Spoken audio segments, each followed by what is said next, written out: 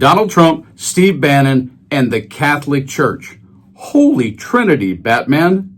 Yeah, welcome back into a massive breaking story here at Occupy Democrats, because happy hypocrisy Valentine's Day, because when you get Trump and Bannon together, wolves in sheep's clothing doesn't even cover it. Because once you attack Trump, you know you're in trouble, but Trump always sends somebody else to do the dirty work. Remember when Pope Leo said this about Trump? The immigration policies you've implemented are a blatant trampling on both the teachings of the church and the promises of the American dream. You're turning the United States into a country that has no room for tolerance, going completely against the diversity that the U.S. has always advocated. And then Trump's new fixer, Steve Bannon, channels his inner Trump to say this about the actual elections at the Vatican. The conclave for the Pope was more rigged than the 2020 election. And Bannon is so arrogant and such a hypocrite, he actually believes he has the power to do this. And now the same person who helped elect President Trump going after the Pope. The administrative apparatus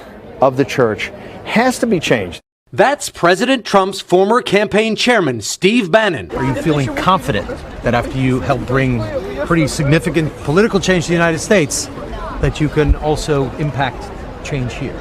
Absolutely, no doubt. Bannon's goal is to save the Catholic Church from the Pope, who he says is failing to deal with decades of sexual abuse by priests. And yet, as it always seems to be with Trump and his sycophants, they point a finger, but there's three pointing back as Bannon's trying to save his bestest pal, Jeffrey Epstein. But during a period when Epstein was facing more heat than ever, Bannon got even closer with him, emailing, "I'm in New York tonight through Saturday if you want to visit under the cover of darkness." Then Epstein offered a hidden rear entrance where someone would let Bannon in. Now, Bannon emailed about secretly trying to help Epstein redeem his reputation. Christians he met with feel the media portraying him as beyond redemption was, to Epstein, deeply troubling and offensive. Bannon responds, "We must counter the rapist who traffics in female children to be raped by the world's most powerful, richest men," as kind of a storyline. If a man who, quote, can't be redeemed, he adds, "You're a lot of things, which we will show, but you are not that." And in this breaking story, Steve Bannon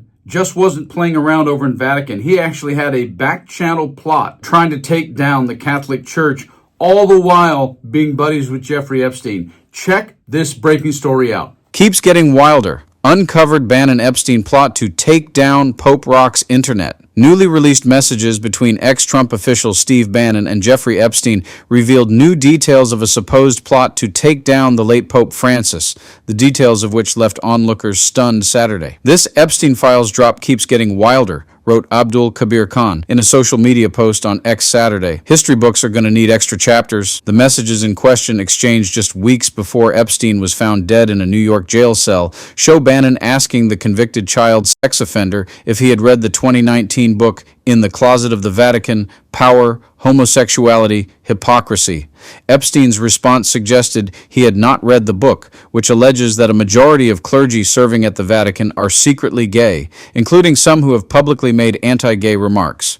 "Dude, I thought you were global player," Bannon responded, adding that someone named Sean would get Epstein a copy of the book. It was then that Bannon awarded Epstein with the title of executive producer for ITCO-TV, an acronym for the book, suggesting plans to turn the book into a film, with Epstein leading its production as executive producer. Bannon working with Epstein versus Pope Francis is basically good versus evil, noted ex-CNN anchor Chris Cuomo, responding to a CNN report Saturday about the newly unearthed messages. "Something rotten in Bannon's soul," wrote Tesla CEO Elon Musk, who's had his own share of controversy after being named in the Justice Department's most recent release of Epstein files. Austin Ivory, a biographer of Pope Francis, told CNN in its report Saturday that Bannon was likely hoping to damage the Pope's reputation using the aforementioned book. That apparent plot, however, was a miscalculated effort, he said. "I think he badly misjudged the nature of the book, and Pope Francis," Ivory told CNN. The recently released Epstein files have revealed that Bannon and Epstein had a far deeper and more personal relationship than what was previously known. Both frequently criticized President Donald Trump in private messages, and Bannon reportedly worked hard to rehabilitate Epstein's public image in the wake of his 2008 conviction on prostitution involving a minor. There's a lot I could say psychologically about the mutual exclusion and the compartmentalization and just the sheer egotistical hubris that it takes to be trying to do that to such a large entity such as the Catholic Church, which I'm all for getting abuses taken care of legally and removing people. I'm all for that. But man, when you are that person, Steve Bannon, and you're pals with that person, Jeffrey Epstein, yet you're trying to be self-righteous about the holier-than-thou attitude of trying to help people, whoo, that should tell you everything you need to know about Donald Trump, his administration, and all the people that he consorts with. Because Steve Bannon is, was, and always has been one of his boys, no matter what happens in the media.